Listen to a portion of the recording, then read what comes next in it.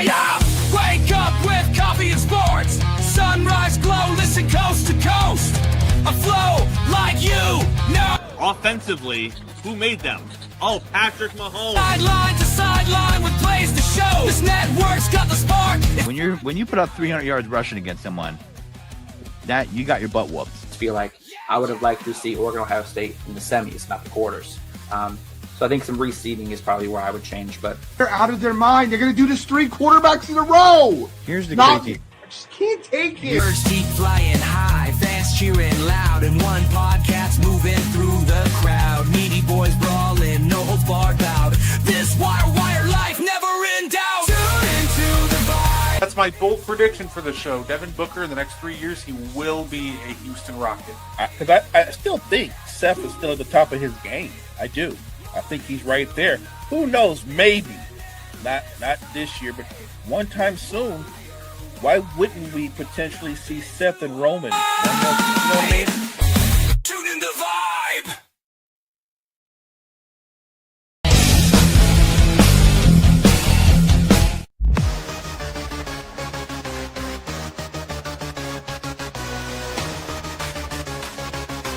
Marty West, good centers.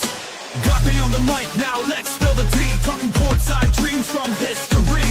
Legends on the blacktop now and then. From Will to Steph, we hit it again. Moment chimes in, let's go deep. Young bloods rising, can't skip a beat. Puppy prospects with fire in their eyes. Draft night suckers and hoop dream highs. Wire to wire, bring the heat. Podcast magic can't be beat. Do better, we're go better. We're hoop heads, trendsetters. What's poppin', y'all? It's your boy, Guard E3, and welcome to almost every basketball fan's one of their favorite days of the year. Happy March Madness. Of course, it's the start of the tournament. I hope your brackets are doing okay. I hope McNeese didn't cook all of you. Now, of course, let me introduce to you, he is the greatest co-host of all time. He is Mo Betta. How you doing, Mo? I'm doing great. March Madness has just started. This is that time, right? We get extra hype for this. I was trying to think that when you think about the biggest times, the Super Bowl is everything, but is March Madness bigger than the Super Bowl? Like, I feel like it's right there. I think the thing about March Madness is it draws you in because of all the people, the fans that are loyal to their schools, the current and former students, the current and former players. March Madness brings out everybody. It brings out families, friends, foes, you name it. And then it brings out fans who get to pick their brackets, take their shot, put their basketball minds up against the best of the best, and see what their brackets do. Yeah, absolutely. I got to admit, I think mine's going really well so far.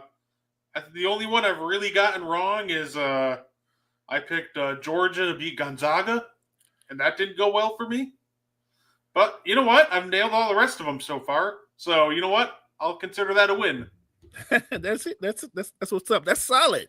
That's look. Let me keep it a buck. That McNeese kind of got me. I got got. Great, but good for them. Great performance by them. I will be the first to admit that you can do as much research as you want for this tournament, but at the end of the day, it's just an absolute crapshoot. I picked McNeese to win straight off vibes.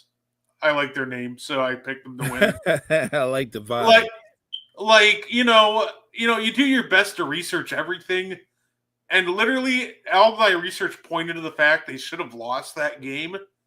And then I would just like, you know what? I'm going to trust my gut. Something's telling me go McNeese. So it turns out my gut was right on that one. Honestly, great call by my gut. No doubt. But, I got to admit, before we get into our underrated player of the week, I want to do a little throwback Thursday to my favorite March Madness moment ever. You know, if you're from Philadelphia, you probably know this one. Chris Jenkins for the championship. It's got to be my favorite March Madness moment ever. That was fantastic. That's a good one. I don't know. It's not my favorite moment, but it is the moment that when I think of March Madness that stands out the most to me. It's Grant Hill to Christian Laettner. No, yeah, fair enough. My moments I think about the most, thinking about the tournament, are Chris Jenkins for the win. Obviously Cardiac Kemba. Yeah, and of course the Fab Five and the infamous timeout when they didn't have one. that was rough. Yeah, you know what? They never won it all, but damn if the Fab Five weren't entertaining as hell. Yeah, absolutely. You know, they were fantastic together, and it's to me it's unfortunate it ended that way because it feels like they're now just remembered more for the timeout than Mhm. how great they truly were, and to me that's kind of unfortunate. Well, yeah, but you know what? I guess it worked out better. Chris was their best player. If anybody could shoulder the infamous timeout, it's better if it's Chris Webber, a guy who went on to have a Hall of Fame career, versus Ray Jackson. Maybe I don't think Ray would have held up too well. Yeah, no, fair enough. But you know how it is, Mo. Might as well get into it. Our underrated player of the week, current, past, could be a team, executive player. So, who do you got for us this week, Mo? My underrated player of the week, I'm going to go old school. I'm going to go Bobby Jones. In the ABA, he was with Denver. In the NBA, he spent the bulk of his career with the Sixers. 5-time All-Star, 11-time All-NBA defensive defender, just a versatile player. Could score when needed, rebound, terrific in the open floor. A quiet man. They always called him the quiet man. Bobby Jones was a pros pro, big part of that Sixer team that won that championship with Moses Malone, 4-5-4. I'm just going to give the flowers out to a guy who had a great career. And I think a lot of people don't realize this because he gets lost in time. Bobby Jones is a Hall of Famer. So if you've never heard of him, YouTube him. Bobby Jones was a baller. So shout out to Bobby Jones. If you want to see somebody who's the lead on defense, probably look up the guy whose nickname is the Secretary of Defense. Yes. He is an absolutely lockdown defender, and I remember giving him flowers as one of the greatest defensive forwards of all time. So he was just an absolutely terrific weapon on that end. That's a really good one. I love that. I'm going to give my flowers to somebody who is durable, reliable, and durable. Mo, how about AC Green? Somebody who he wasn't the flashiest. He was never going to be mistaken for a star. But when you're talking about a guy who was there every single week, didn't take a game off, didn't take, plays off, I want to give him his flowers because he had a level of consistency and just kind of longevity in terms of his streak for, not missing games was wild. So, you know what? I'm going to give AC Green his flowers. That man showed up every weekend, did whatever role that you asked him to do, and he did it as best as he possibly could. I like that you shouted out how dependable and how durable he was. Like, he was a true Iron Man. I just remember him as a kid that came out of college, the Lakers drafted, and the first thing I said is, somebody's got to tell this kid he's got to let go of the Jerry curl. But he didn't let it go. I think AC rocked it throughout his career. AC was just a really good, sound basketball player. You can book AC Green for 12 to 13 points, 8 or 9 rebounds, tough defender, the epitome of a glue guy. He actually made it I think he made an all-star team, just had a very good, underappreciated career. So that's a great call. AC Green, a champion, just a really good basketball player. He was part of Showtime, but if you knew his game, he was anything but showy, just hard work, lunch pail type of guy. Yeah, absolutely, Mo. And this week, ironically, I think madness is almost the perfect way to describe this week because, there's a couple things that are just maddening. We got maddening takes. The first thing that's maddening is I go on Twitter today, Mo, and the first thing I see, Stephen A is still talking about LeBron. Like, dog, let it go. It's been like 3 weeks since you said that it was fine. Like, just let it go, please. It's annoying. See, the problem with a guy like him is when he takes an L, he can't take the L. So he just keeps talking and talking, and then he doubles and triple downs on his BS. And we get it. You've already made your kind of apology tour, but then near the end of the apology tour, you started being unapologetic again. Look, he is who he is. You got to give the man credit. When you think of guys and personalities in sports media, he's at the top of the food chain. That doesn't make him right, because he says a lot of things that are just weird and out of pocket. Like, he's got like 2 real weird obsessions. The first one is obviously with LeBron. I would say the second one is with the Dallas Cowboys. And then the third one is, it's like a personal thing. Like, maybe Kawhi Leonard didn't sign somebody he knew autograph, or they were pursuing the same person and it didn't work out his way. There's a really, really weird thing where he's just obsessed with Kawhi Leonard. And he'll tell a story, but he doesn't tell the whole story. Like, I saw Kawhi Leonard drop 30-something points in the playoff game for Phoenix, and then he walked off the court fine. He didn't walk off the court fine. He tore his meniscus. Now, the fact that he didn't limp or get into a wheelchair, Paul Pierce style, that doesn't mean that he didn't tear his meniscus. It just means he walked off under his own power. To make the assumption that he likes to make is he walked off fine, the next thing you know, he's out the game, like, because he had a torn meniscus. Most guys with torn meniscus, or anybody with half a brain, you're not going to play on a torn meniscus. No, absolutely. And, when you have adrenaline pumping like Kawhi did, like, you're probably still going to be able to walk off on it, like, Right. unless it's completely shredded. We've seen guys like torn Achilles, torn meniscus, ACL, like, they can walk on it with the adrenaline pumping and everything. So, that's hardly like the least, far-fetched thing that I've ever heard. We watch guys shoot free throws on torn Achilles, but look, yeah. I played in the game, and I played the whole game, but you know how you run, but you feel something that's just off? Yeah. But I ran, and I still played, and then I ended up going to the hospital later that night, and I had a torn meniscus. Plain and simple. My point is, you got to let go of this obsession with the fact that Kawhi Leonard has missed a lot of games. I would be with you if Kawhi Leonard have a reputation of being a slacker or lazy or an underachiever. For whatever reason, the gods that are in control of health and well-being, they don't love Kawhi Leonard. They don't. That's just his lot in life. He doesn't get, the way it goes is, as you get older, it doesn't get better. But to imply that Kawhi Leonard, I don't know, like he fakes injury, or you have some information that he's not as injured as he says he is, you gotta let some of that stuff go, man.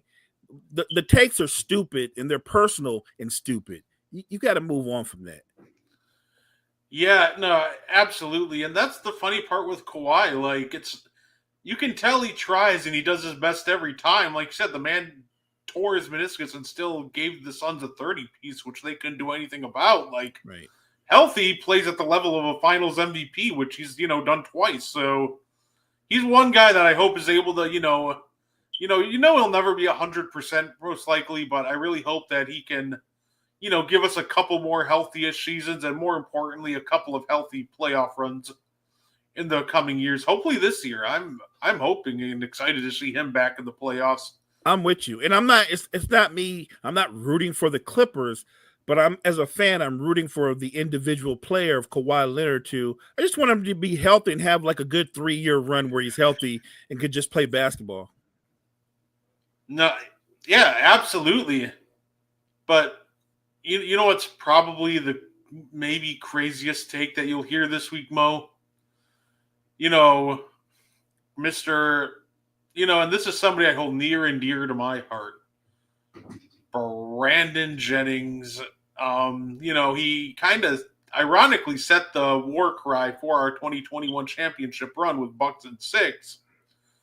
But in all reality, when he said that, he was being absolutely delusional in 2011 or 2012 when he said that Bucks in 6 when we went up against Miami, when everybody in the world knew that that was a 4-game series waiting to happen.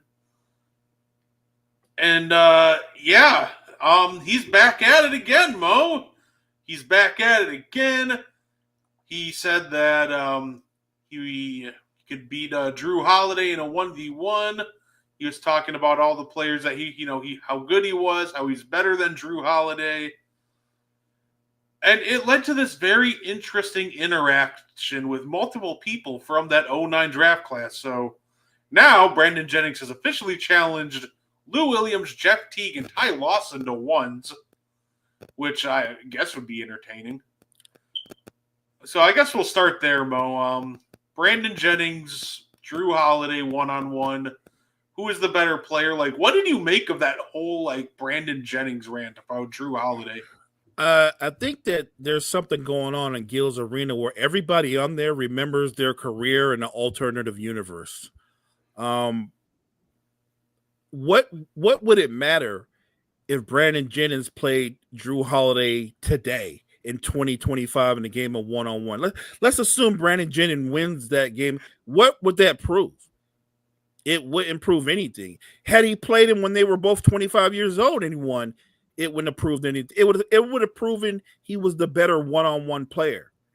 But what he isn't, and there's anybody would have a brain knows, he isn't a better basketball player than Drew Holiday. I know the line that he used was Drew Holiday was never better at basketball than I was. He was when you both got to the next level. And that's kind of like all that really matters. And I made a statement, and I believe it's factual. If Brandon Jennings is on last year's Celtics team, Boston ain't got no championship. He was not a winning player. Brandon Jennings was a chucker. If you shoot below 40% for your career, that's who you are. If you shoot below the NBA minimum from the three-point line, you are just a out-and-out chucker.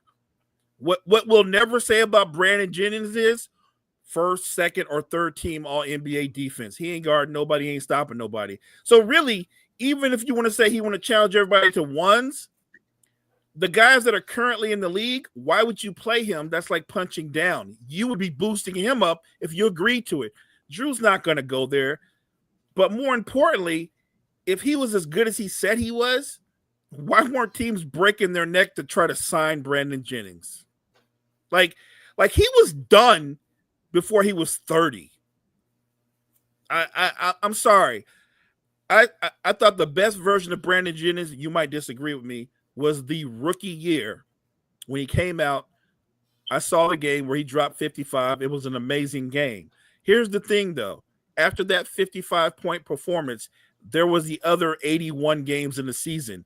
He finished averaging 15 points a game, shooting well below 40% from the field and below the NBA 35%. I think is the middle ground or the average. He was never a great shooter. He was never a great player. If you want to make the argument that he was incredibly talented, you could tell me he's more talented than Drew, more talented than Jeff Teague. Being more talented doesn't make you a better player. It just makes you talented. So I get it. He needs to feel good about himself. So to make that statement, yeah, it's a factual statement. You were better than Jeff Teague and Drew Holiday when you guys were all in high school. Good for you. Yeah, obviously it's funny because the people defending him are like, well, you don't know peak Brandon Jennings before he tore his Achilles. I'm like, the problem is normally when you watch a player become great, you'll see the evolution in their game. Like you'll see them continue to evolve. Right. If you watch Brandon Jennings' rookie year and Brandon Jennings right up to before he tore his Achilles, it's the same player. Same exact player. It didn't do anything different. His calling card was offense, and he was highly inefficient at that. When he was on, he was fun, but Drew Holiday would absolutely recommend ones. I have no doubt about that. First of all, how's he gonna guard Drew? Do you know how big and strong Drew is? No disrespect to Ja Morant, but Brandon Jennings is kind of built like Ja. Drew doesn't have to do anything fancy. He can literally bully ball himself to the basket. Look, I get it. It seems like on Gil's Arena saying out of pocket takes, it's kind of like the norm. It is the norm. And we can do a hypothetical about what might happen if they played a game of one-on-one. But I'd rather just go with the reality and go with the known. In the known, Drew Holiday is a championship player. He's a 6-time All-NBA defender, a 2-time All-Star. He had a great career and is still in the midst of being in a great career, but in a different role. Brandon Jennings, I don't even judge Brandon Jennings from where he messed up his knee. I'm strictly going off of his 6 most productive years. And you pointed out in those 6 most productive years where he averaged around 15 a game, he had one season where he averaged 19. You still shot under 40%, man. You were a chucker. And when anybody goes, you never saw peak Brandon Jennings, you never saw peak Brandon Jennings. There was no peak Brandon Jennings. If that's his peak, why is he talking? And the funny part, too, is the follow-up of he doesn't want to hear non-franchise players talking about him, and that one got me, too. I'm like does that include himself?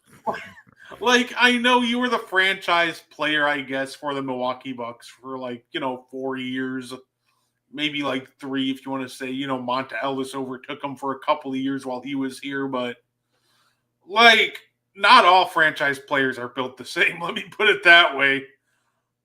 And, we had some fun moments, I guess, but also, the reality is those moments are few and far between because it was from 2009 to 2013, it was down in the trenches for Bucks fans because they won enough games that they were able to barely sneak into the playoffs or barely miss and were just completely mediocre.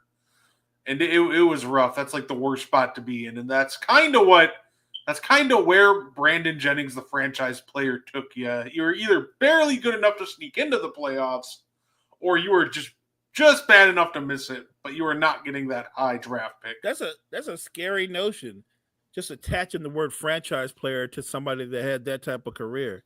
I'm sorry. I think he was talented, but I think it was somebody that didn't really work on his game because, like you said, from year one, I'm strictly staying with the years where he played.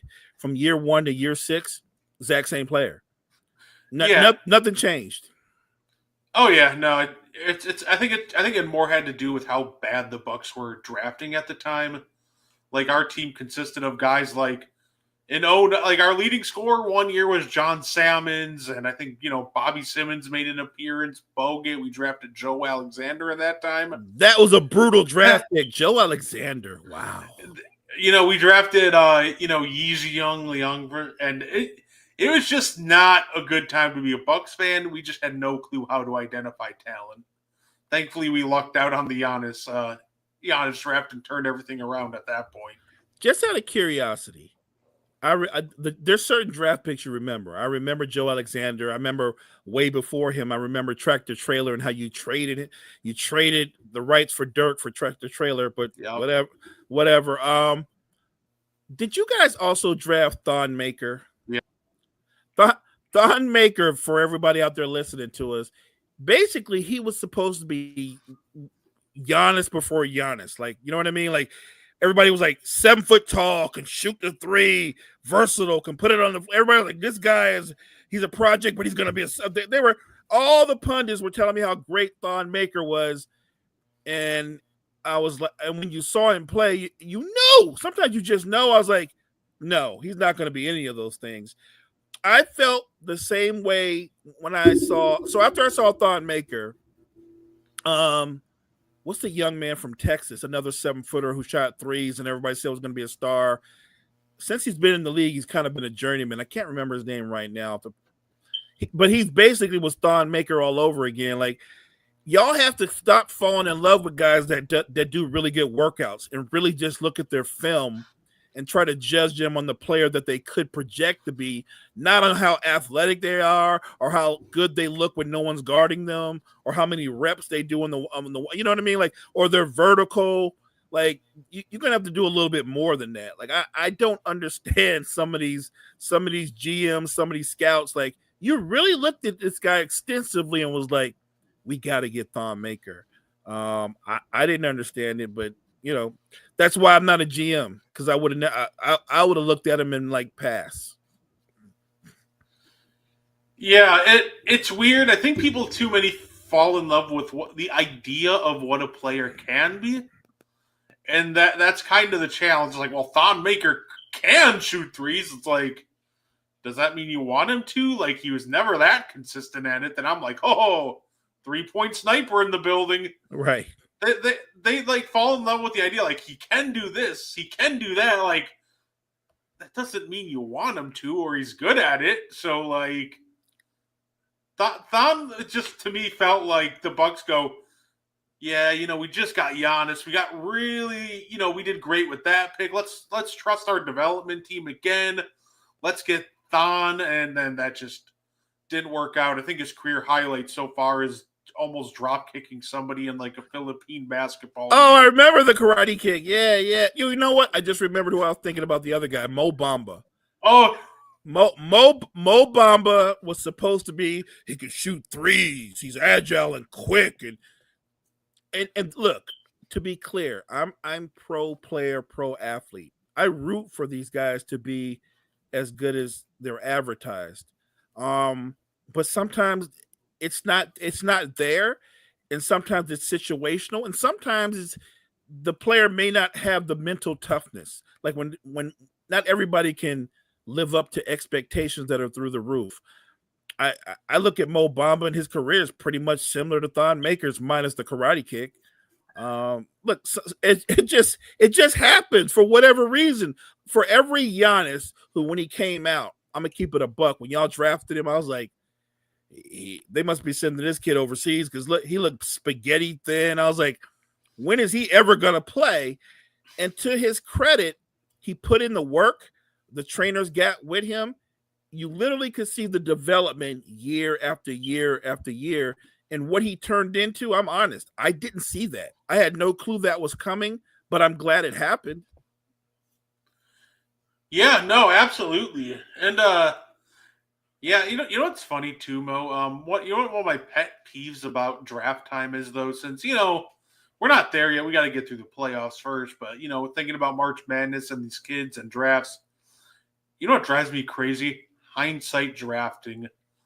Like, I hate it. I do hate it when a play, like, trying to talk to people online, and they'll be like, "Oh, this player sucks because player B was drafted before." I'm like, "Oh, Darko sucks because of who was drafted after." I'm like, can we stop trying to judge players based on who was drafted after them? Like, Darko didn't suck because of who was drafted after them. Darko just sucked. Thank you. It wasn't anything to do with who was behind him. Thank you. That just made it look worse. I'd be like, yeah, well, Sam Bowie sucked because MJ got picked behind him. Bro, he didn't. He didn't suck because of MJ. He wasn't good in the NBA. Right. It is what it is. Like, that drives me crazy when people do that. They'll like hindsight draft, and I hate it, Mo. I just absolutely hate it. You know what? People do it, but players do it too. I remember in an interview one time, they asked Ben Wallace of the Detroit Pistons, of the Billups, Rip Hamilton, Sheed, that Ben Wallace, Hall of Famer Ben Wallace, if they could go back and do it all over again, would they draft Darko or draft Carmelo? And not surprisingly, Ben Wallace said the wrong thing and said, no, we would draft Darko because he was a good guy, and he said we wouldn't draft Melo because we were a team, we were about team, and Melo was a one. And I was like, how can you make a blanket statement like that? Melo came out a rookie. He would have been a rookie on a team of veterans. You had a coach not known for playing rookies in Larry Brown. I promise you, had Melo gone to the Pistons, what wouldn't have happened is he wouldn't have started. He would have got playing time, And my guess is eventually by the end of the season, he would have been a regular in the rotation. But you honestly think getting Carmelo would have been worse than getting Darko, who did nothing? Like, the most impressive thing Darko might have done is make a beer run when you was on the road, but he didn't do anything. If you had Carmelo Anthony on your team, even in a 6-man role with his talent, that series where LeBron goes off for like 29 in the fourth, he could have still gone off for 29, but you would have had a guy on your bench that could get 20. It would have changed everything.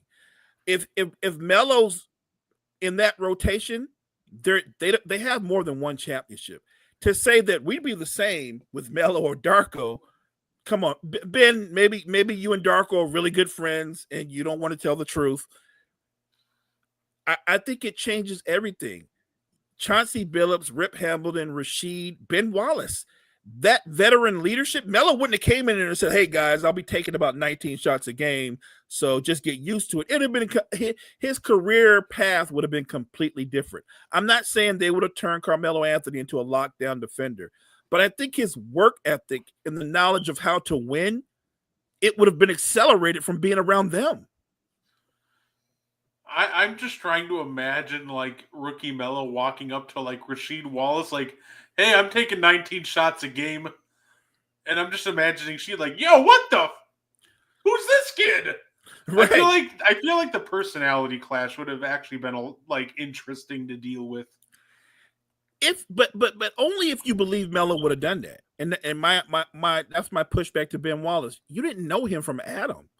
You don't know what he would have been like going to a team that was already an established championship team. You don't know. You have no clue what he would have been like.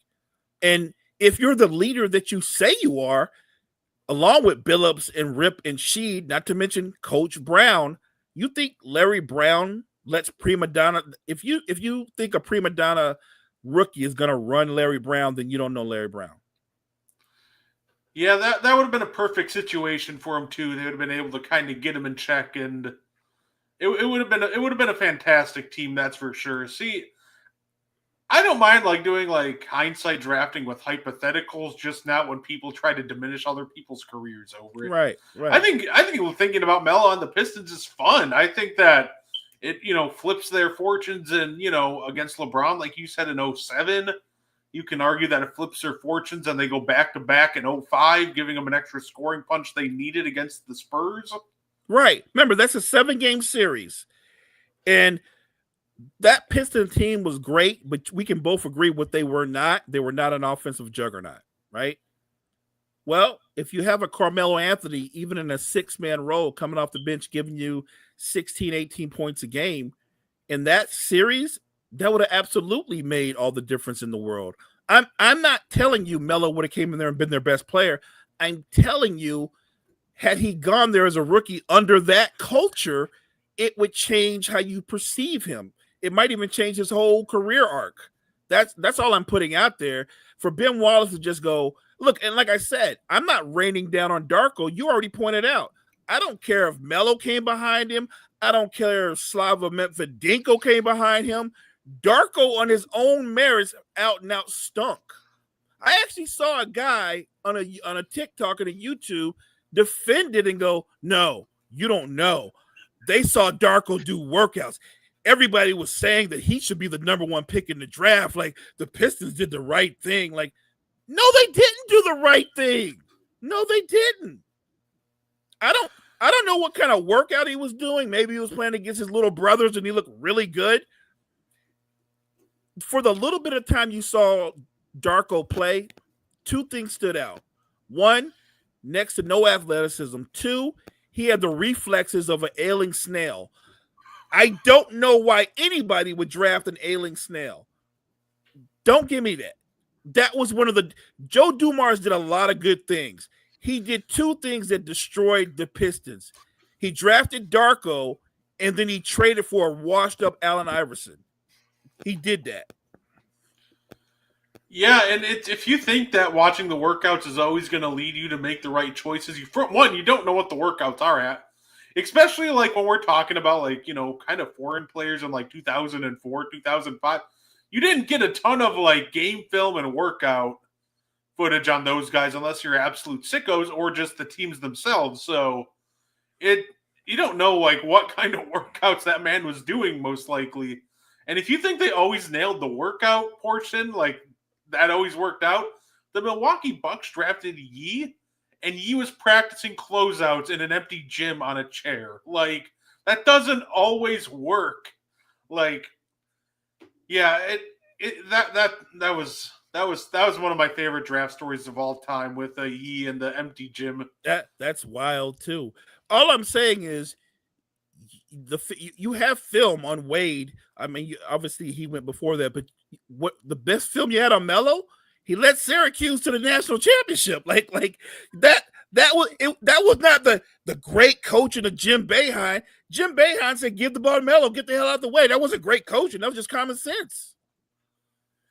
Yeah, absolutely. And I can only imagine like take the career that Melo had, Mo, and add at least 2 rings. Let's just say he wins 2. Let's say he wins in 04. He helps him win in 05. Like, I like why you put that because you framed it like how I see it. He could have had 2. And by the way, I'm not saying Melo would be Finals MVP because I don't think he would, but he would have greatly impacted their team. That's all I'm saying. What if Carmelo Anthony has 2 rings and then he goes on to have the career that he has? Despite that, like he would, let's say he never won another title again, but don't you think as a player, especially a young player with the culture that they had there, why wouldn't that rub off on him some kind of way, right? That he won early in his career with a team of a guy that they were all dogs. If you think about it, Tayshaun Prince, Rip, Billups, the Wallaces, even Lindsey Hunter coming off the bench with guard guys 84 feet, like they were all dogs. And Larry Brown was that kind of coach that was no nonsense. How does that not rub off on a young? Well, it didn't rub off on Darko, but you get the point. If you've got any kind of talent, it rubs off on you. Yeah, no, absolutely. Yeah, and my favorite last part about the Brandon Jennings take, and to me this was the most hilarious one. Believes he should have taken Ray Allen's spot as an all-star starter, or as an all-star in 2011. To me, that is just the most objectively hilarious thing ever. Like, dude, like, one, no.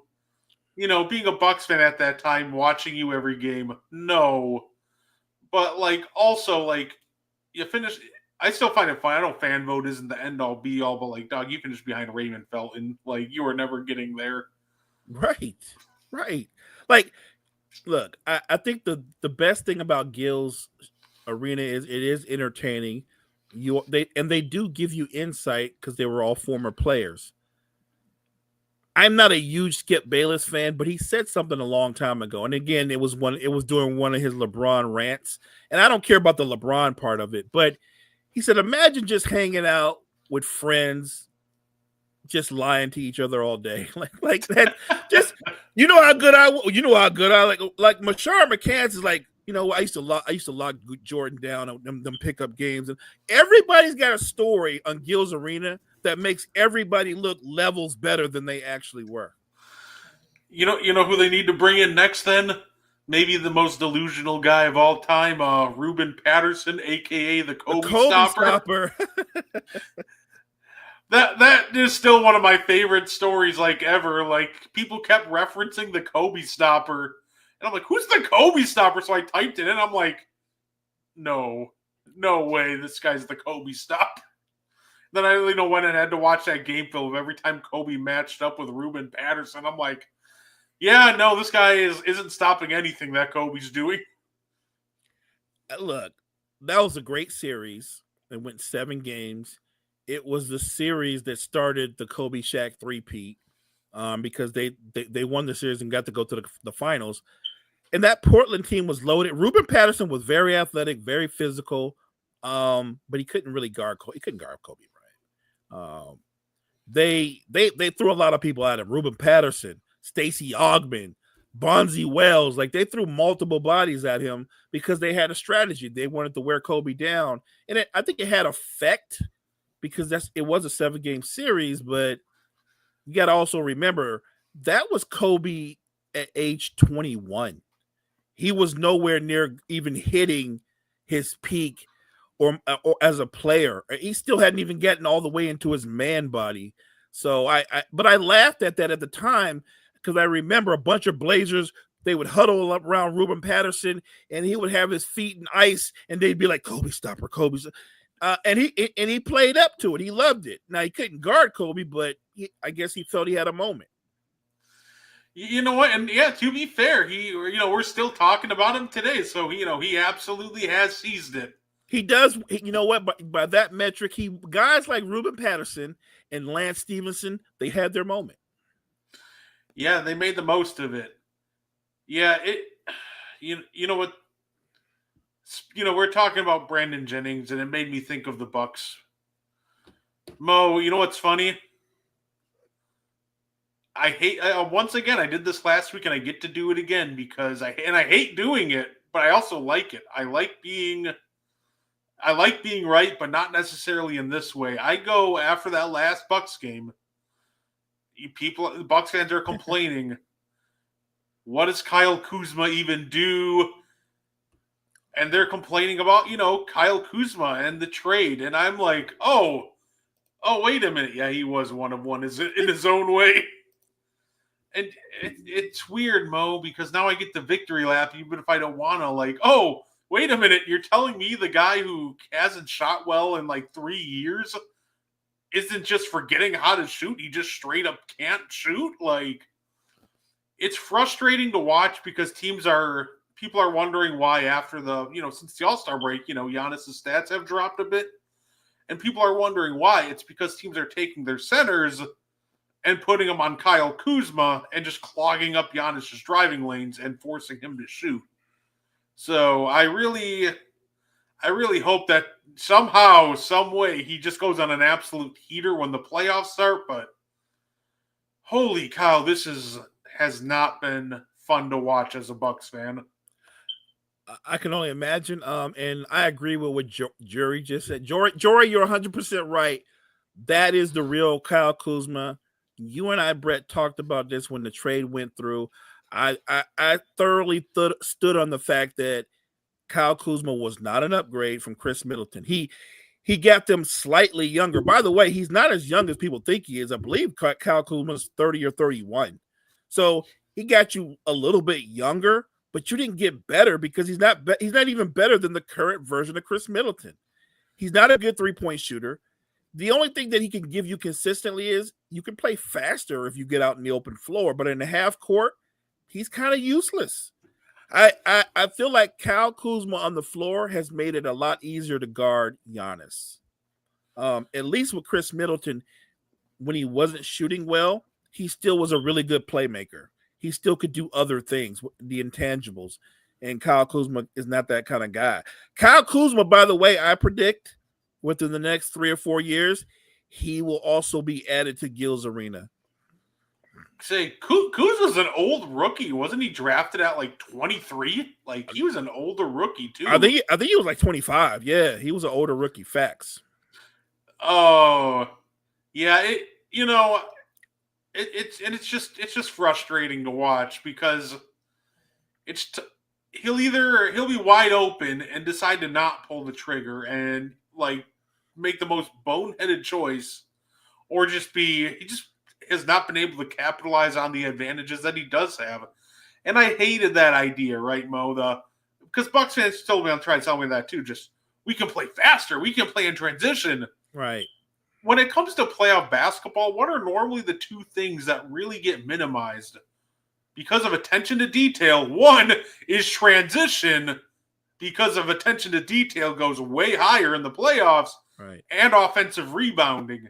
So they're like, oh, but we got better in transition, we got better, rebounding. Like, don't actually care that much. Like it's frustrating. And now, Bucks fans are, the big complaint was about, Bobby Portis. Well, guess what? This trade also does. Now we desperately need Bobby Portis. So now that same guy you were complaining about, he is now all of a sudden maybe like one of the most invaluable members on the court because he's one of the few guys that can actually generate a decent look in the half court. So I'm curious because he'll be back soon, and I'm curious to see what the Bucks look like when Bobby Portis is back. Let me ask you this question. Obviously, you're a diehard Bucks fan. When you look at the Eastern Conference, and obviously Boston and the Cavs are above you, the Knicks are above you. Although I don't think the Knicks can beat the Bucks in the series, but that has nothing to do with the bigger picture. The bigger picture is, do you look at your Bucks and go, you know what, we're gonna be fine. I think we can out and out win the East, or do you look at your Bucks and go, we need a little help to win the East. Like we need Boston or Cleveland to knock one another off, right? And then we get to play the other one or something like that, right? I don't think the Bucks have enough to beat both of them. I think they need one to take out the other. I got into that conversation today on the morning show, and Cottrell was like, "Oh, you're down on Dame, but he's having a better year than Steph." And not really. Their numbers are almost identical. The only difference is Steph is having what we would call a down shooting year for him, and he's still shooting better than Dame. So I don't think Dame's having a better year. I think that, and I think that in the bigger picture, who would I trust more in a postseason? It would be Steph. I thought the pairing of Giannis and Dame originally seemed better on paper than in reality, because I thought the Bucks should have got Dame like 2 years earlier. He's still a high level player, but I don't see him as a superstar at this stage of his career. I think he's more of an all-star. Yeah, it's one of those things with Dame. I think he's actually been, I think he's been great for it. It's not even the fact that I'm down on like Giannis or I'm down on Dame. Like I still believe in those two. I think Dame has been great for us. Actually, I think he's one of the best point guards in the East for sure. It's more so. It really comes down to like, is Kuzma going to be able to hit his shots, or are we going to be playing 5-on-4? If Kuzma can even hit like 36% of his threes wide open, because that's what these are, they're wide open looks, then you know what? We might be okay. We might be able to get out of this. But, if, Kuzma's going to shoot like he has and just be an absolute, brick from distance and allow, Giannis's driving lanes to get clogged up. And not only that, Dame's driving lanes to get clogged up, and that is going to really hurt. So I think we'll need some help, but I think that help really does have to come from Kyle Kuzma, and he just has to be better come playoff time. Otherwise, I don't know if we get out of the second round. Look, if everybody goes into the postseason healthy, that's always an important factor to illuminate. The Celtics will play the Cavaliers in the conference finals. Now, could somebody upset somebody? Sure, that's the beauty of sports, but the NBA is a little bit different from March Madness. You're going to have to upset somebody 4 times. And if you beat somebody 4 times, that's not an upset. You're just out now better than them. I don't think any team in the East, if everybody's healthy, can beat Boston 4 times. Not in the East. I think the Cavaliers have a puncher's chance because they've been terrific up until this 3-game losing streak they're on. They've been terrific, but the spotlight gets a lot brighter in the postseason, and you wonder if a lot of guys can take their regular season game with them to the postseason. Like I already know what Donovan Mitchell is going to do. I actually think I know what Darius Garland going to do. But I need to see what Jared Allen, Evan Mobley, and more importantly, all those guys on the bench that have been terrific all year for the Cavs, are they going to be able to carry over and be that way when, like you said, we're not running now. Now it's about defense and half-court execution. And even though they're not the most dominant champion I've ever seen, the Celtics are a really good team. And when they're whole, I don't know if anybody can beat them. I don't think that's front running to go, well, look, until somebody proves me wrong, why wouldn't I say the Celtics are going to win the East? No, and you know what? That's fair. I think at this point, they've more than earned the benefit of the doubt, even if they're not the 1 seed. Like, Right. at the end of the day, if you're going to put money on anybody to win the East, the safest bet is going to be the Celtics. I think they're right now second in odds right now, only behind the Oklahoma City Thunder to win the finals. Yeah. But right now, I would still pick Boston over Oklahoma City if it came down to it. But okay, so in your eyes though, let's say if you look at the odds. So what we should say is we're going to see Boston against Oklahoma City. Yeah, according to the odds, yeah. Now, look, and according to most pundits and people, just call me the weird guy. Again, it's not a prejudice because I love everything that Sam Presti's done and is about. I love that the core of the Thunder is organic. They drafted those guys, they developed those guys, and then they added 2 proven veterans when it comes to Hartenstein and one of my favorite players, Alex Caruso. But he's a terrific GM. They're set up for success. They have a terrific superstar who I think is one of the most versatile two-way players in the NBA. I don't care who wins the MVP. I'm just talking about him as a talent and his skill set. I guess the question with the Thunder for me is I've seen SGA play well in the postseason. I have not seen Jalen Williams elevate his game, and this will be our first chance to see Chet in the postseason. And I think the key to them getting to the finals, it's not SGA, it's what J-Dub and Chet does in the postseason. Yeah, I think J-Dub can do it, but it's something too that I still got to see from him. He's gonna be the guy that really makes or breaks the difference. Like Shea, I think he proved himself, right? Like we can talk about, well, the fouls are going to go down in the postseason, and my response to that is, yeah, they did last year, and he was still the best player in a series that involved Luka Doncic and Kyrie Irving. So to me, he was clearly the best player in that Dallas and OKC series. So to me, he's already proved himself. He's going to come in and he's going to ball out. But yeah, it's going to come down to J-Dub.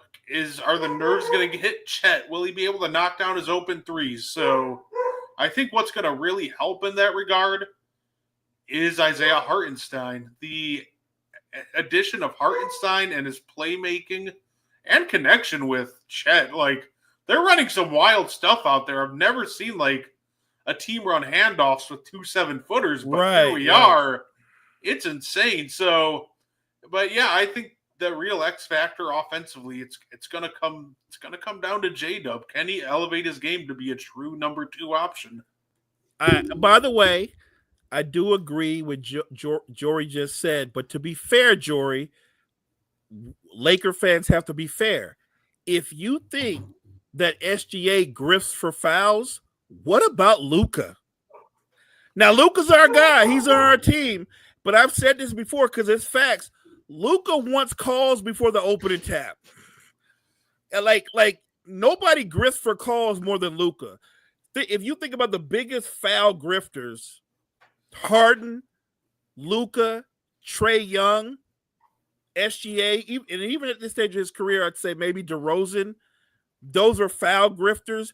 But Luka's right there. I don't know why SGA is getting all this attention. I'm watching the Laker game last night, and we're beating the hell out the Nuggets. And they brought up an interesting stat. They said Luka shot 39 free throws in the last 3 games.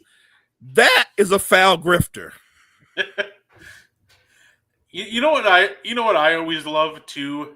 That we always talk about. Say he watched too much LeBron early on. Luka's just as guilty.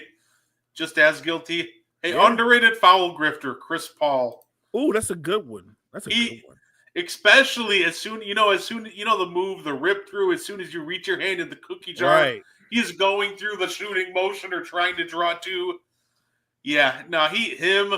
But I always love watching the non-superstar players that get a stupid good whistle. Like Austin Reeves gets a ridiculous whistle sometimes. He does, because he's really good at like contorting his body like somebody's knocking the hell out of him. He's really good at it.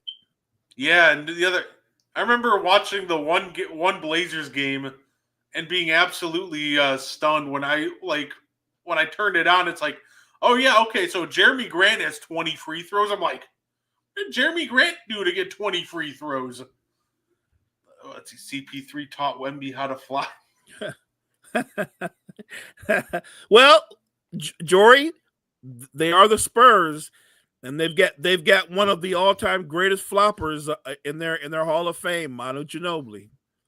I love Manu, but he was a master flopper. He absolutely is. I'm curious too.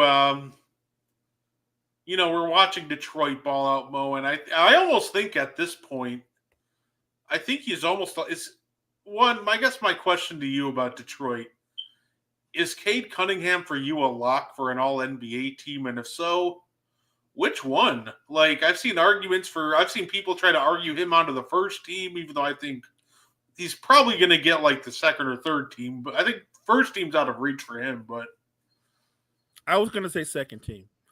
I think the way he's played, look, maybe they'll surprise me and he'll get first team, but I'm projecting that he's going to be All NBA second team, and that's still a great honor for him. Brett, before the season started, we had a conversation about what each team's goals were and what they projected to be or what they should aspire to be. And I told you, as their best player, Cade Cunningham's responsibility was to make Detroit respectable again. I didn't say nothing about playoffs. I said respectable because they were coming off a season, as you know, where they only won 14 games. So I was going to be the guy that if they won 30 games or 35 games, that's respectable. What they've done, when you look at his development, when you look at where the rest of the young core has gone, not to mention some smart moves by adding veterans like a Tobias Harris, that was smart. Tim Hardaway Jr., that was smart. Then bringing in Malik Beasley, who gave them another floor spacer. And then Thompson, the other Thompson brother, who's another elite athletic wing defender. They're a talented young team, and I think they've had a terrific season. And I hope their general manager, their coach, their fan base can do something that most fan bases can't do. And you know this. I hope they can be patient and just let these young men to continue to develop. I hope they don't go, well, they made the playoffs this year, so next year we're thinking championship. Like, don't do that. Don't make the leap. There is a process to this.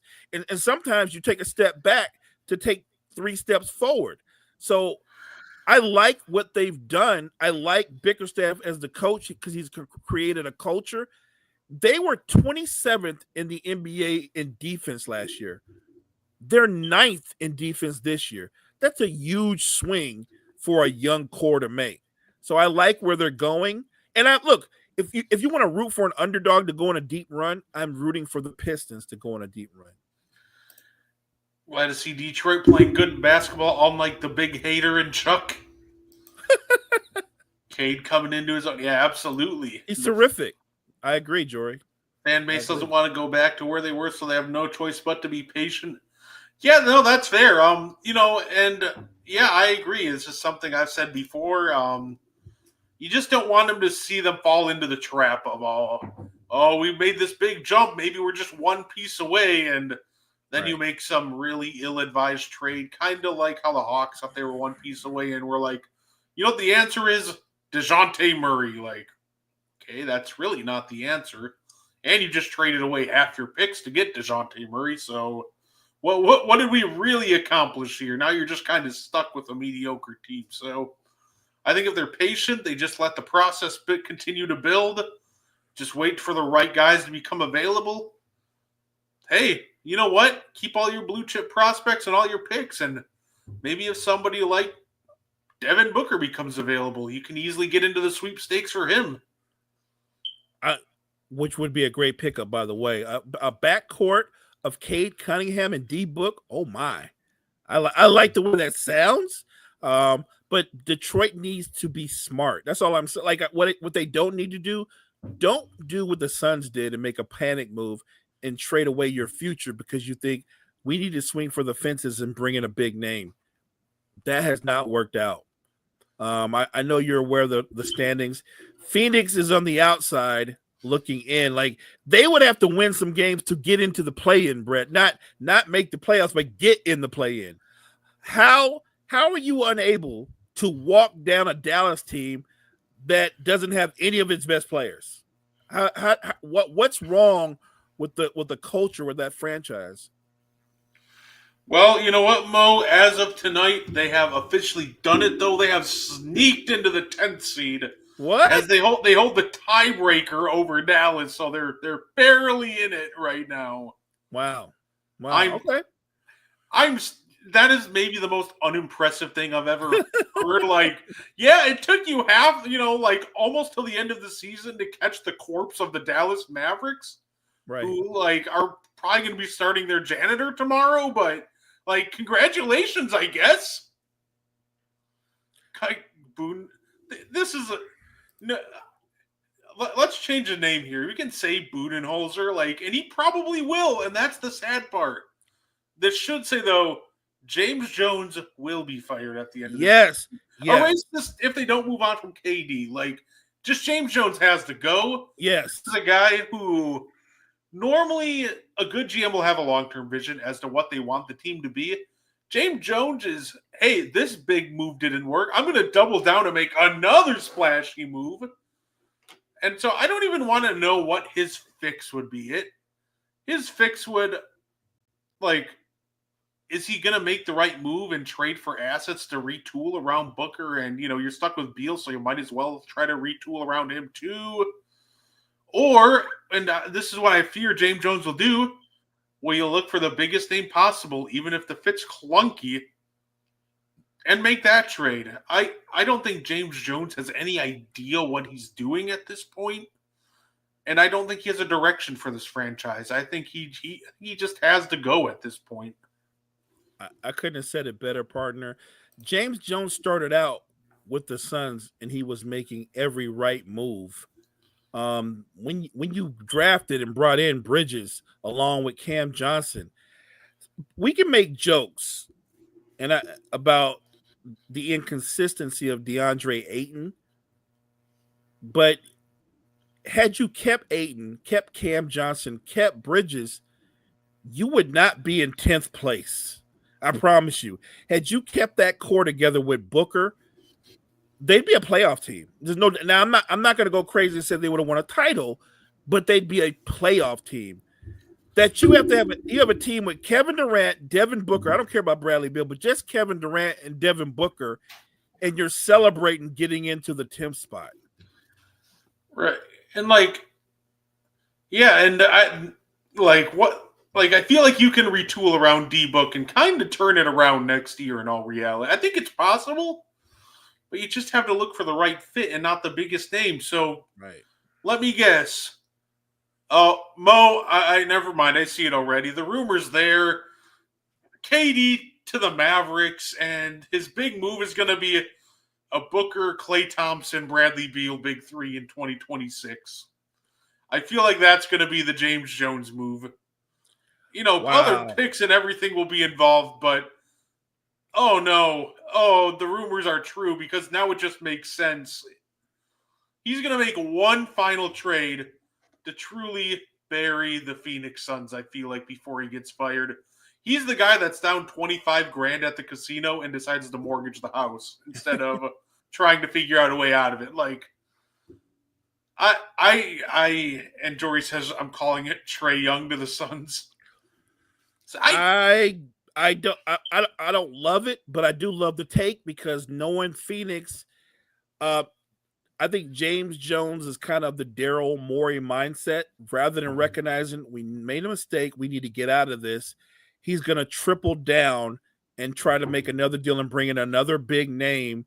And if that trade went down, the first thing you would realize is because of his skill set, the thing that makes Trae Young what makes Trae Young, there's no way he and Booker would work together.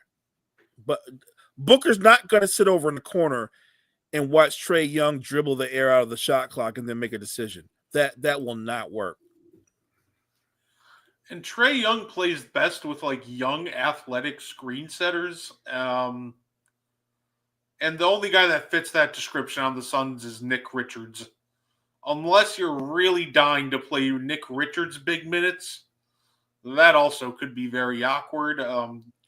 Isolation basketball, that's normally the calling card of Phoenix. They'd have to switch to a more spread pick and roll offense to really incorporate the full Trae Young experience. Right. And I don't think they'd make the necessary adjustments for it, but that is absolutely a James Jones move. Just stack the talent and,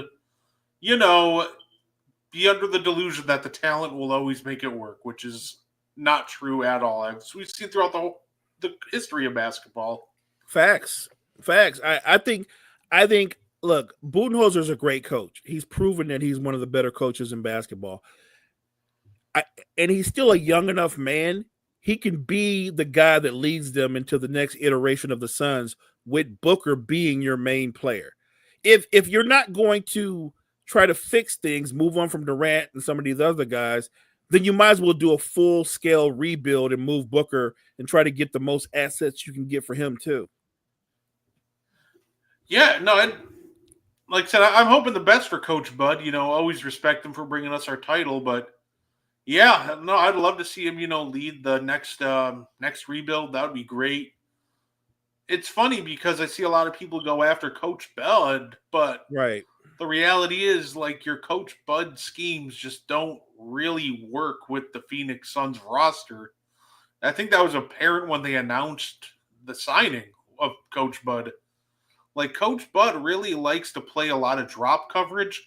And the problem with Coach Bud and drop coverage is you need really good screen navigators if you want to play drop coverage. Well, you gave him a roster with Tyus Jones, who isn't good at navigating a screen. Bradley Beal, good luck with that. And, Devin Booker, he competes on defense in isolation situations, but, he can be picked off too. So the problem, once again, with that Coach Bud scheme is he's going to want to stay in a drop. And if your guards can't get around screens, your defense is going to pay for it every time. Agreed. So, yeah, I just think Phoenix is in this weird NBA purgatory. It'll be interesting to see what they do going forward. And it's funny because as a fan, there's part of me that wants them to make a run, Brett, that wants them to find a way to get into the playoffs.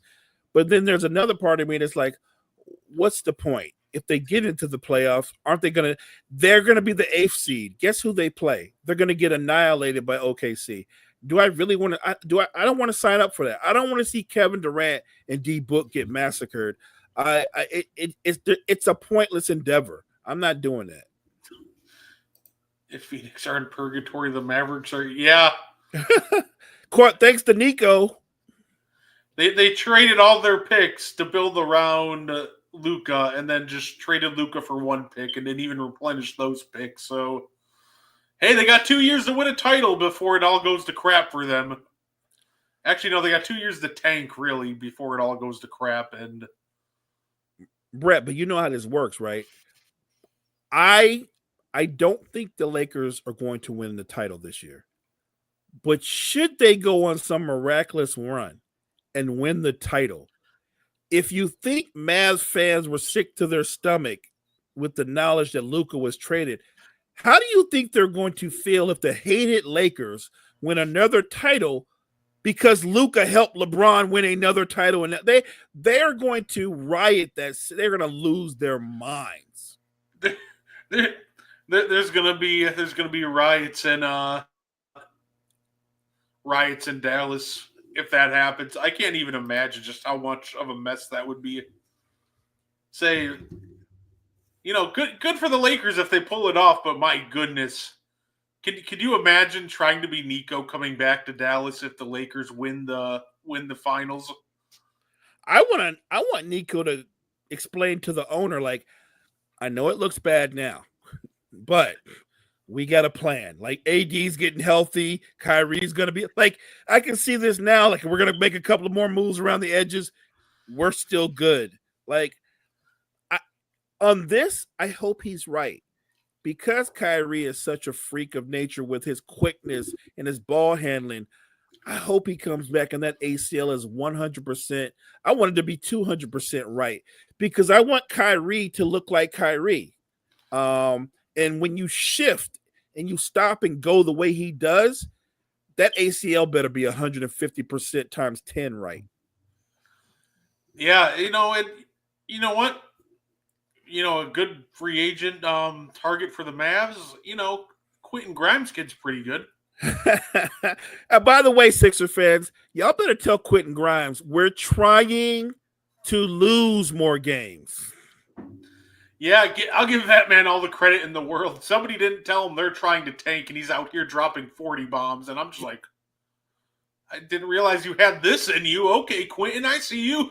I knew he was a good player. I'd been telling a friend of mine who's a diehard Knicks fan that y'all made a mistake letting Grimes go. And then when Dallas traded him for the other Martin brother, I was like, that had to be about money. And then come to find out, that's all it was. It was about the Sixers saving money. But in the end, they actually got the better player. I think Quentin Grimes in your starting lineup as your fourth option that can get you 15 or 16 a night. Yes, easily. And he plays defense. Like, you don't have to go looking for places, Philly. Like, you've got some young talent. Like, most of it is hurt. But you need to move off Joel Embiid. You need to trust in Tyrese Maxey's talent. The young man from Duke who got injured, but he was sensational up until he got injured. They've had a couple of rookies turn out and show that they can play at a high level. Now you throw in a guy like Grimes, who's still a young man. I believe he's 23, 24. The only problem with Philly is, though, you're still stuck with the monster contract of Paul George. If you can't trade Embiid, that's another monster. Because, by the way, I don't think that's everybody wants Embiid. Nobody wants a center that lets it be known publicly, I'm going to need another surgery this offseason. And it's going to be a long recovery period. That to me is, we're not trading for that guy.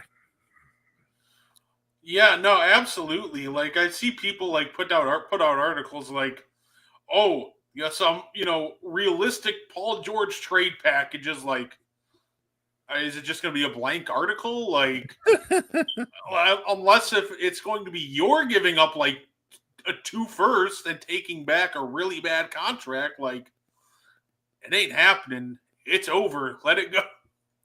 Even a team like the Hornets, who historically make bad deals, they're not trading for Paul George. Yeah, absolutely. And I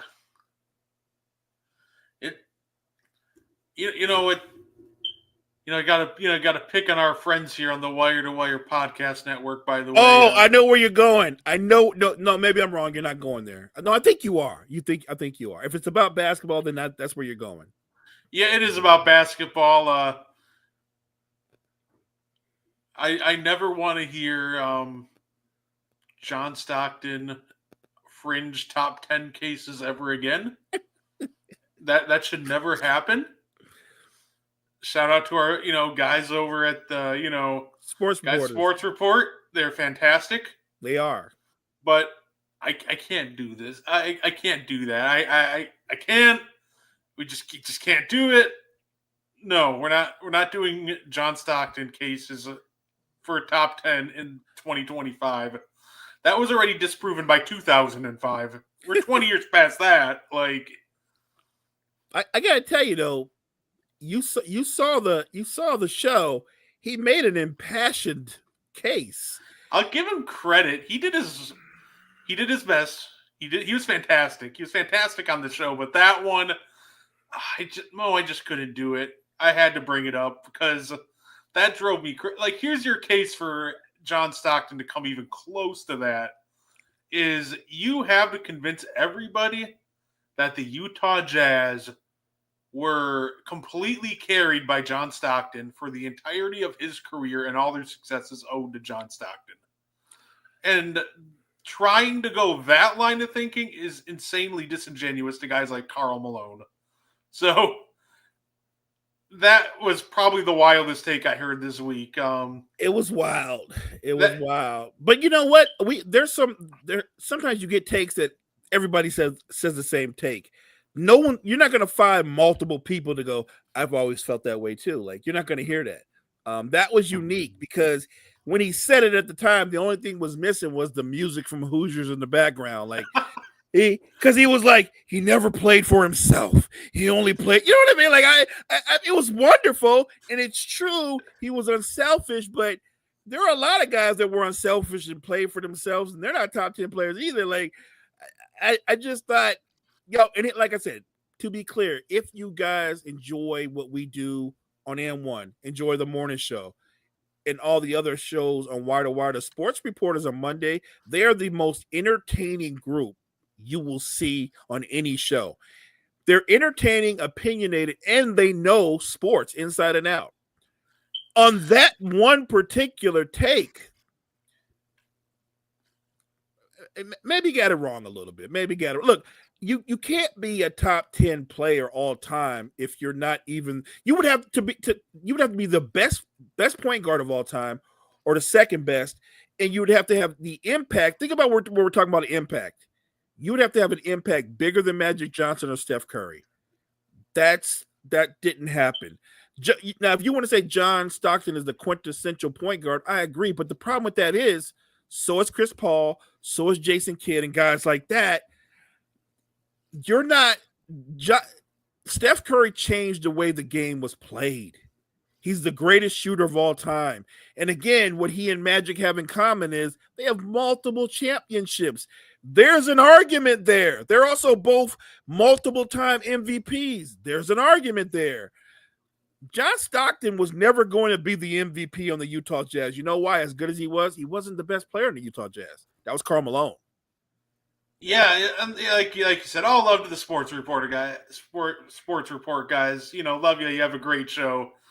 But I had to bring that one up. I think what people forget about with top 10, right, is I feel like part of the criteria has to be you have to be the best player in the league. Like, at least in the conversation. At some point, right? Like, you have to be the best player in the league, or at least in that conversation for an extended period of time. Like, fair. Find me somebody in the top 10 who wasn't at least in the conversation. You can argue Steph Curry was never the best, never truly the best player in the league, and that's fine, but he was always in the conversation ever since like 2015 with guys like LeBron James. Yes, that's facts.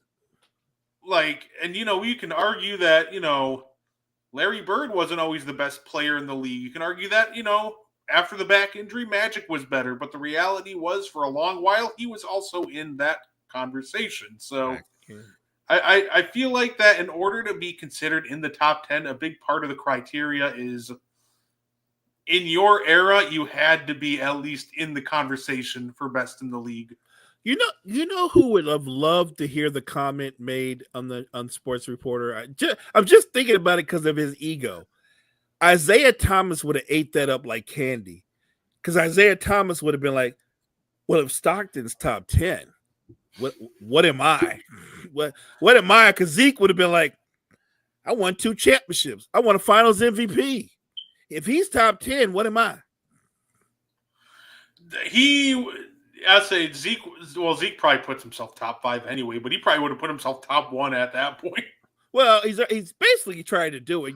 If you've ever seen him speak about, well, I beat Bird and Magic, and they were both MVPs. Jordan never did that. Like, if you listen to Isaiah Thomas talk basketball, it sounds like the bad boy Pistons won 5 or 6 titles, and not in reality, which they won 2. But it feels like it too. Like, well, that's true. He did beat Bird and he did beat Magic. By the way, though, when he beat Bird, what Bird didn't do, what you didn't hear Bird do or McHale do or Parrish do, they didn't say we were old when you beat us.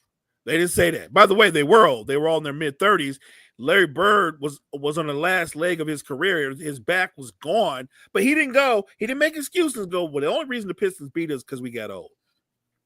Isaiah Thomas got swept by the Bulls and said the only reason they beat us because we got old. Zeke was 29. Joe Dumars was 27. Rodman was 30, and he said they was old. I want to remind you, when Dennis Rodman left the Detroit Pistons, or when Isaiah Thomas retired, All Dennis Rodman did for the next 6 years would lead the league in rebounding, make all NBA defense, but he was old. But like if he was old when he was 30, then that actually boosters Michael Jordan's argument because Michael Jordan had Rodman when he was 35.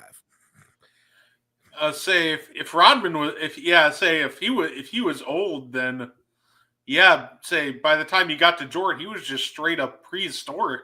Right. He should he had if he was old when he was 30, he was washed by 35, and Jordan won 3 titles with him when he was washed. Look, yeah. Oh, yeah. God, Jory's on fire tonight. Yes. Scottie Pippen for sure thinks that he is better than both LeBron James and Michael Jordan. That is a fact. He truly believes that in his own mind. But you know what? I take that back. Kyle Kuzma is not going to be on Gil's Arena. It's going to be Scottie Pippen. Oh, that's such a perfect fit for Gil's Arena. Oh, my goodness. Tell me it's not. He can just sit there and they can throw up these lobs and he'll knock them out the park. He'll be like, you know how many times I had to carry Michael, but people don't know this. Like, oh, yeah, I can see it. Give it a couple of years and we're going to get Pip Kendrick Perkins in there, aren't we? I feel like Big Perk is a perfect fit because he's already talking about, I was the leader of the clubhouse in OKC. Like, I remember that. Like, what were you leading? Like, the catering line? Like, what? I've heard Perkins say that. You know, it's funny. You take a guy like you know what? I would like to see Isaiah Thomas, Perkins, and Pippen on the same studio talking basketball. That would be fascinating. For obvious reasons, Isaiah still doesn't like Pippen, and Pippen doesn't like Isaiah. But they would be able to unite and go, but you're right. Jordan was, he was okay, but you were the guy. Scottie, you were the guy. You were the one that we feared the most, Scottie. They would just be gassing up Scottie so hard and they'd be eating it up just to spite Michael. That would be the most entertaining thing ever, honestly. It would be entertaining in its own unique way. Like, I would watch that multiple times because I think Scottie's a sucker for compliments. They would gas him up, and the more they gas him up, the more he would go after Michael's throat. Like he'd be like, secretly, Phil told me Michael was a chucker. Like, oh, I know. Meanwhile, third analyst Kendrick Perkins just sitting in the middle, like, you guys would have won 10 rings if you had a center like me leading your locker room. Perk gassed himself up too. He's like, yeah, I want to score. What my job was to defend and bring physicality. I was an enforcer. Got you. Yeah. Okay. So I love it. He, all credit. It's funny though. Perk talking crazy kind of like takes away from how good of a job he almost actually did do at that. Like he was a important piece to that Celtics run. Like he did his job really well. Facts. But the problem is like gassing yourself as high as you did with Perk, it just opens you up to ridicule. So if you listen to Perk, you would think he's averaging like 50-25 Wilt numbers. And then you go watch him, you're like, what is this? Yeah, he souped himself up and nobody can explain to him. Like, you do realize you got to play with 3 Hall of Famers when they were all still playing at a really, really high level. Rondo became a multiple-time All-Star. So you weren't the 4th guy. You were the 5th guy if you're trying to put yourself in there. You were Tito. You were Tito. So I'm just saying, I think Perk had a long, good career. But man, everybody likes to remember themselves like in a different light. You know what I mean? Like Perk makes it seem like I made sacrifices. If I didn't make those sacrifices, I could have averaged 15, 16 points a game. Not likely. Not from what I saw, not likely. And he talks about that like his game film is hidden like Wilt Chamberlain's 100-point game. Like, I can watch you. I watched you. You played in 2008. I watched you play basketball. Like, it isn't some secret. Like, you're talking like you're some 50s player that the film has never been seen. Like, right. I watched you for years. Like, yeah, no, and yeah. Good role player. Good role player. No, absolutely. Although, you know what I do kind of miss from, watching, those old school games, Mo, I feel like we got to bring back the old school. Give your center the customary couple post ups a game, no matter how bad they are. Just to make them feel good. The The Bulls did that a lot with Cartwright. Who was I? You know what? I'm kidding. You know what's funny though? I would say we should bring that back, Mo, but I feel like the Knicks fans would revolt because they paid that one guy. Was it Eddie? Eddie Curry. Yeah, Eddie Curry. Eddie Curry. Eddie Curry got paid big money by the Knicks because of that, like, exact form of offense where let's give him the occasional post up, and the Knicks apparently saw something in Eddie Curry, and there's really nothing to see, but they saw something. Eddie, look, on talent, because there are two different things. Eddie Curry was so much more talented than Tyson Chandler could ever be. He had it all. But what he didn't have is he had a low work ethic, a low motor. He didn't have that want. Tyson Chandler, in terms of work ethic, was an overachiever. And he went on to have a better career. He went on to win, I think he was DPOY once, helped the Mavs win a title. Like on talent, Eddie Curry's supposed to have been a better player, had a better career. But when you watch Eddie Curry play, just lazy, stayed out of shape, just didn't want it. He did just enough to make people think we can fix him. Yeah, no, absolutely. And that, to me, that would have been a red flag. But unfortunately for the Knicks, Isaiah Thomas, a great player, awful general manager. Whoa, one of the worst. Was the GM at the time. And, the rest is history. Contract so bad, they had Allen Houston on the roster, got a whole, amnesty provision, it was called the Allen Houston clause, and then I think they ended up having to use it on Eddie Curry. It's the funniest thing ever that they named the clause after Allen Houston when the amnesty clause wasn't even used on Allen Houston. Right. What I remember when Isaiah was running things was he had Penny Hardaway when Penny Hardaway was when he was done. He wasn't even Penny Hardaway no more. He brought in Steve Francis when he was washed. Remember, Isaiah was the guy that brought T-Mac there when he wasn't T-Mac no more. Isaiah, great player, like you said, but when it came to being a GM, he was a bad GM. If you guys don't know how bad he was worse than Michael Jordan, the GM. I think considerably worse. That is saying something because, look, Mike arguably might be the worst GM of all time, or at least I think he was the president, but he was making the picks. Mike was not a great evaluator of talent. How can you look at film on Kid Gilchrist, look at Kid Gilchrist work out, look at that hideous arm wrestling jump shot, and still go, that's our guy? Yeah, I feel like the jump shot for sure should have just turned them away, but it's the problem in the draft. People will see an elite defender with a broken jumper, and they'll just go, I can fix his jumper, when that's just 90% of the time you can't. A lot of the times these jumpers that are broken, they're broken. There's a solid, I'd say 10-15% of players that you actually can. But most of the time, if the guy's jumper is broken to the extent of what Michael Kidd Gilchrist was, chances are it's just broken. You're not fixing it. Facts. Look, Mike made some wild picks.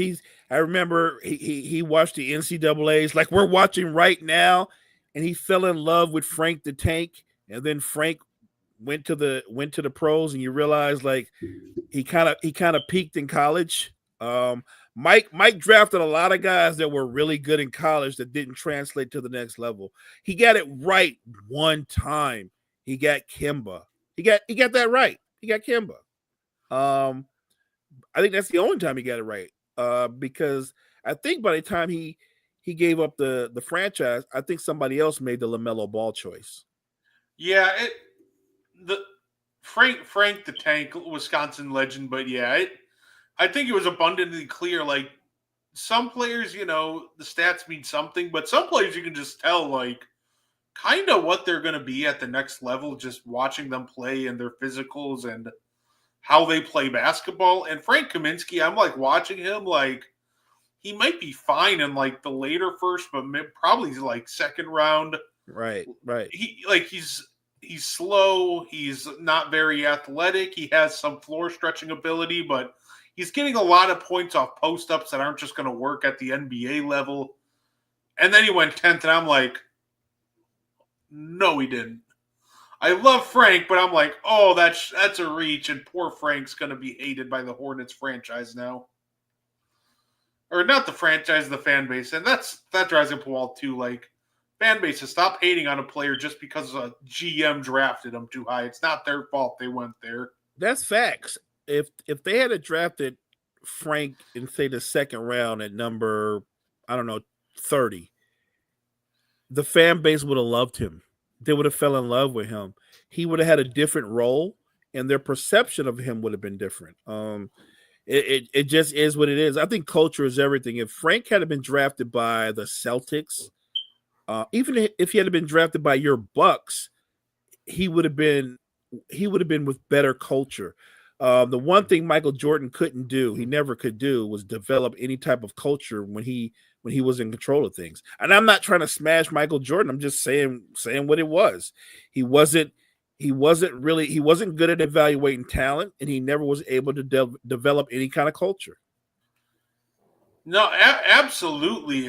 Like I said, I love Frank the Tank, but yeah, and you know, it's funny. He was actually he was a good role player. He was a solid role player once they moved him to the bench and took the focus off of him so much. Like, he gave some productive minutes in that, in the 2021 finals, and I was pleasantly surprised. It was one of those, you're on the other team, you suck, but also I'm really happy to see you thriving, Frank. So right.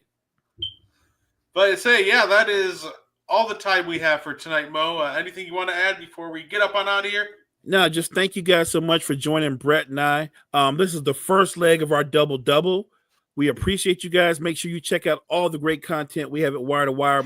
Make sure you check out your bracket, see how well you're doing. Enjoy the rest of the tournament. We'll see you guys tomorrow on Coffee and Sports in the Morning.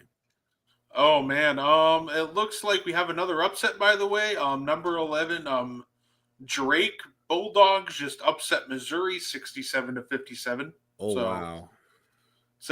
Arkansas took down Kansas. So a couple upsets. So everybody's bracket's probably already cooked at this point. But mine is. Like I said, yeah, I appreciate the love, guys. Thank you. Some exciting. Obviously tomorrow we got the morning show. And then catch us as we do it all again Monday with the morning show, the sports report. We're really going to make sure to keep bringing you great content, articles. Hopefully we'll get some more stuff out for you, but make sure you tune in tomorrow to the morning show. But until then, enjoy the rest of your night and have a great weekend. Thank you for tuning in to the And One podcast. If you like our content, you can find more on the Wire to Wire Podcast Network on YouTube, Facebook, and Spotify. Want more And One? Find it on Wire to Wire. Like and share our Facebook page and join the And One Discord. Grab the link to join from our Facebook. Thank you for tuning in and have a wonderful day.